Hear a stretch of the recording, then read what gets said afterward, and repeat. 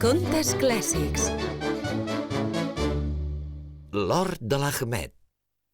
Temps era temps. Al Marroc, un tallador de fusta que es deia Ahmed somiava cada dia de fer un pelegrinatge a la Meca. Treballava molt i estalviava una moneda d'or a la setmana i la guardava en una gerra de ceràmica.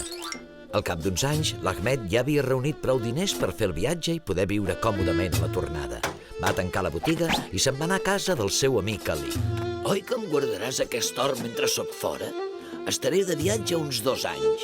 L'Ahmed va donar la gerra de ceràmica a l'Ali i ell la va amagar darrere d'una rajola que tenia penjada al dormitori. L'Ali va acompanyar l'Ahmed al port i el va acomiadar quan va pujar al vaixell rumb a la Meca. Van passar 2 anys i l'Ahmed no tornava. Durant aquell temps, a l'Ali se li va cremar la botiga de catifes. Els que li havien pagat una catifa per avançat i s'havien quedat sense van començar a picar-li a la porta reclamant els seus diners. A còpia de pagar deutes, va quedar completament arruïnat. I com que ja no podia permetre's tenir criats, la seva dona, sa mare, es va veure obligada a cuinar i a netejar. Un dia, mentre escombrava, va donar un cop sense voler la rajola del dormitori. Darrere hi havia la gerra de l'Ahmed. La sa mare es va emocionar quan va veure l'or que contenia. Oh, estem salvats, estem salvats! Però aquest és l'hort de l'Ahmed. Agafa'n, només per obrir una altra botiga. I quan et torni a afavorir, el tornes. L'Ahmed no ho sabrà mai, home. L'Ali no va poder clocar l'ull en tota la nit de tant rumiar-hi. Al final va decidir fer servir l'or per obrir una altra botiga. Però Allah no el va afavorir i ningú no li comprava les catifes, de manera que va agafar una mica més d'or per viure, i quan se li va acabar, en va agafar una micona més. Al cap de 6 mesos, la gerra era buida. El primer dia del 7è mes, algú va picar a la porta. Quan l'Ali va obrir, va quedar bocabadat en veure l'Ahmed. De tornada de la Meca, el vaixell es va enfonsar i he trigat molt més del que em pensava a tornar a casa. Ah, tens la meva gerra de ceràmica. Gerra? Quina gerra? La gerra petita que et vaig deixar amb or a dintre. Tu no em vas deixar cap gerra. I li va tancar la porta als nassos.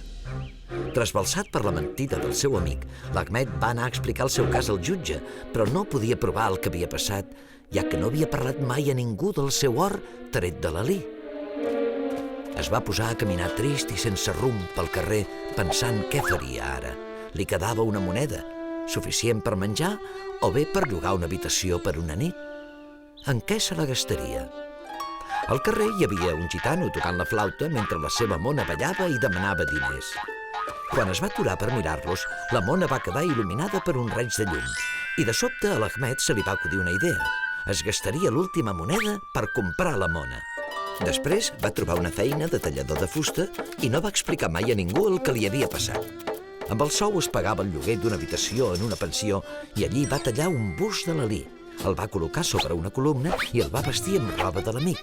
Després, amb recompenses en forma de menjar, l'Ahmed va entrenar la mona perquè saltés sobre el bust i xisclés cada vegada que l'entrava a l'habitació. Llavors l'Ahmed va escampar el rumor que els seus diners els hi havia robat no pas l'Ali, sinó un lladre molt astut, i que havia comprat una mona màgica que sabia diferenciar els lladres de les persones honrades. Així podria descobrir qui li havia robat l'or. Estàs boig! Va dir l'Ali quan va sentir el rumor. Les mones no són màgiques. Vine a la meva habitació i comprova-ho tu mateix. O és que et fa por? L'Ali sabia que aixecaria sospites si s'hi negava. L'Ahmed va demanar al jutge que també hi anés perquè pogués donar fe de l'habilitat de la mona. El dia acordat, l'Ali i el magistrat es van presentar a l'habitació de l'Ahmed. Si el que em va robar l'or és entre nosaltres, la mona se li enfilarà al cap de seguida i xisclarà. I si el lladre no hi és, no tornaré a parlar del meu or. L'Ahmed va entrar a la mona, que va mirar les dues cares, i en va reconèixer una. Es va abalançar sobre l'Ali, se li va enfilar al cap i va xisclar. L'Ali va intentar treure's l'animal de sobre, però aquest se li arrapava encara més fort. Lladre! T'hem descobert, ha sigut tu!